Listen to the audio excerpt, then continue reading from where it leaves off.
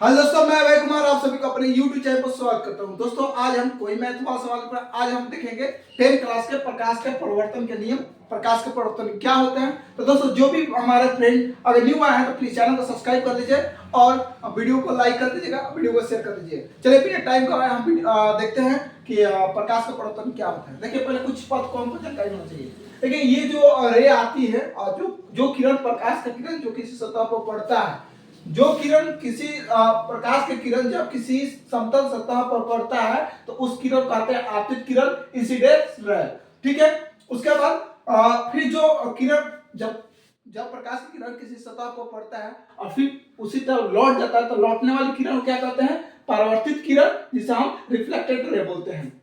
ठीक। एक होता है अभिलंब, जिसे हम नॉर्मल बोलते हैं, जो कि आपतन बिंदु एंड पॉइंट ऑफ इंसिडेंस पर डायरेक्ट रहता है। ठीक है। इसके बीच में दो एंगल बनता है, जिस एंगल का नाम है आपतन कोण, दूसरा एंगल का नाम है परावर्तन कोण। अब जानेंगे कि आपतन कोण क्या होता है। तो देखिए इंसिडेंट रे और नॉर्मल के बीच में जो बनता है, ये और इसके बीच में जो एंगल बनता है उसको हम कहते हैं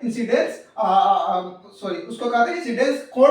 और अभिलंब और रिफ्लेक्टेड रे के बीच में जो एंगल बनता है उसे कहते हैं हम एंगल ऑफ रिफ्लेक्शन यानी परावर्तन कोण। देखिए आपतित किरण अभिलंब के बीच में जो कोण बनेगा उसको कहेंगे आपतन कोण।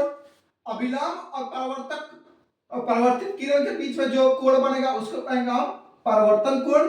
ठीक है। और यह अभिलंब होगा। ठीक। एक मतलब समतल सतह है जिसको आप कहते हैं प्लेन मिरर। ठीक। अब हम जानेंगे कि भाई आखिर प्रकाश का परावर्तन क्या होता है। तो जब कोई प्रकाश की किरण किसी सतह पर पड़ता है और वह उसी जितना एंगल बनाकर पड़ता है उतना ही एंगल बनाकर वापस लौट जाती है तो इस प्रक्रिया को हम क्या कहेंगे? प्रकाश का परिवर्तन।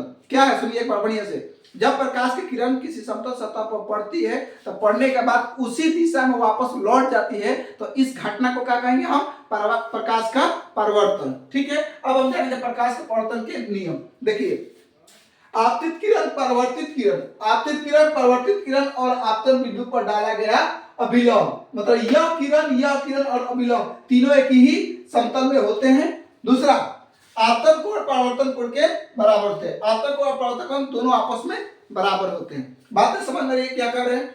आपतन कोण परावर्तन कोण के बराबर होते हैं। आपतित किरण परावर्तित किरण तथा अभिलंब तीनों एक ही समतल में होते हैं। आशा करता हूं आपको ये चीज समझ में आया होगा। समझ में आया तो प्लीज वीडियो को लाइक कीजिए, शेयर कीजिए। धन्यवाद दोस्तों।